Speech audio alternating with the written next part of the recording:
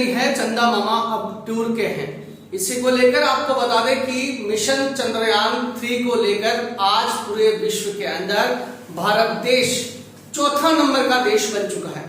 और इससे सबसे बड़ी गर्व की बात हमारे लिए यह है कि मिशन चंद्रयान 3 की सफलता का जो सबसे बड़ा कारण माना जाता है वो है हमारे वैज्ञानिकों की मेहनत, दिन रात की गई मेहनत, जिसका परिणाम हमें प्राप्त हो चुका है। और हमारा मिशन चंद्रयान सफलतापूर्वक लैंडिंग होने के बाद में आवाज न्यूज अब आपको दिखाता है कि ऐसे कौन सा इंस्ट्रूमेंट इस उपकरण में लगे हुए हैं जिसके तहत हमें सफलता प्राप्त लगी है। और साथ ही आपको बता दें कि अब ये हमारा चंद्रयान चंद्रमा पे इंसान बच सकता है या नहीं, चंद्रमा पे इंसान का जीवन है या नहीं, इन सभी तमाम चीजों के बारे में आज हम आपको जानकारी बताएंगे। आपको बता दें कि चंद्रमा की सफलतापूर्वक लैंडिंग करने का भारत का सबसे बड़ा जो मकसद था वह मकसद ये था कि इस लैंडिंग के होने के बाद में ये पता लगा जा सके कि चंद्रमा पे हम सेफ और सिक्योर होकर लैंडिंग कर सके। अब चंद्रमा पे विक्रम लैंडर और प्रज्ञान रोवर लगातार 14 दिन के लिए एक्टिवेट रहेगा और इन 14 दिनों के अंदर एक्टिवेट होने के बाद में वह क्या क्या कार्य करेगा इन तस्वीरों में हम दिखाते हैं। पहली तस्वीर आप देख पा रहे हैं चंद्रयान 3 के इस उपकरण के अंदर, जिसमें आपको बता दें कि चंद्रयान 3 का जो पहला उपकरण है जिसमें रिफ्लेक्टर एरे नाम का एक इंस्ट्रूमेंट लगा है जो कि धरती और चांद के बीच में एक सटीक जानकारी हमें प्राप्त होगी। इस प्रकार के उपकरण की थी जिसे लेजर रिफ्लेक्टर उपकरण भी कहा जाता है, जिसमें चंद्रमा और धरती के बीच में एक सटीक जानकारी हमें प्राप्त होगी। अब लगातार हमारा प्रज्ञान रोवर उस ऑर्बिट के अंदर घूमेगा। इस ऑर्बिट में घूमने के बाद में लगातार घूमने के बाद में चंद्रमा और पृथ्वी के बीच की दूरी लगभग कम और ज्यादा होती हुई दिखाई देगी। इसके बाद में प्रज्ञान रोवर जैसे ही लैंडर से अलग होता है, अलग होने के बाद में चांद की सतह को वह छूता है। चांद की सतह को छूने के बाद में वह चांद की मिट्टी को जमा करता है। इस चांद की मिट्टी को जमा करने के बाद में हमारे वैज्ञानिकों के द्वारा अध्ययन किया जाएगा, उसका निष्कर्ष किया जाएगा।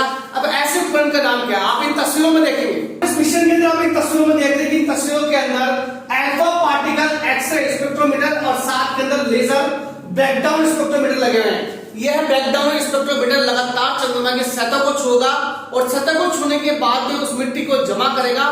मिट्टी को जमा करने के बाद में हम इस पर निष्कर्ष निकालेंगे आखिर चंद्रमा पे जीवन है या नहीं। और सबसे खास बात यदि बता दी जाए तो हम आपको बताएं कि इन उपकरण के द्वारा यह भी पता लगाया जा सकेगा कि चंद्रमा कितना पुराना है और चंद्रमा कितने पुराने होने के साथ साथ में अब तक इसमें क्या क्या बदलाव देखने को मिले हैं। इसके बाद में आगे उपकरण की बात करें तो आप ये जो तस्वीर देख रहे हैं जिसमें रंबा और एलपी उपकरण लगे हुए हैं, इस रंबा और एलपी उपकरण किस प्रकार से कार्य करेगा और हमारे मनोविज्ञान हमारे वैज्ञानिक इसे किस प्रकार से निष्कर्ष निकालेंगे कि आखिर चंद्रमा की सतह पे जीवन जो है किस प्रकार से जीवन जीना संभव है, किस प्रकार से गैस का निस्तारण होगा, वह गैस चमकती हुई, तैरती हुई और रंगीन गैस का निष्कर्ष क्या होगा। आपने देखा कि हमारे इस मिशन के अंदर रंबा और एलपी नामक जो उपकरण है, यह रंबा और एलपी नामक उपकरण चंद्रमा के सतह पे निकलने वाली रंगीन गैस,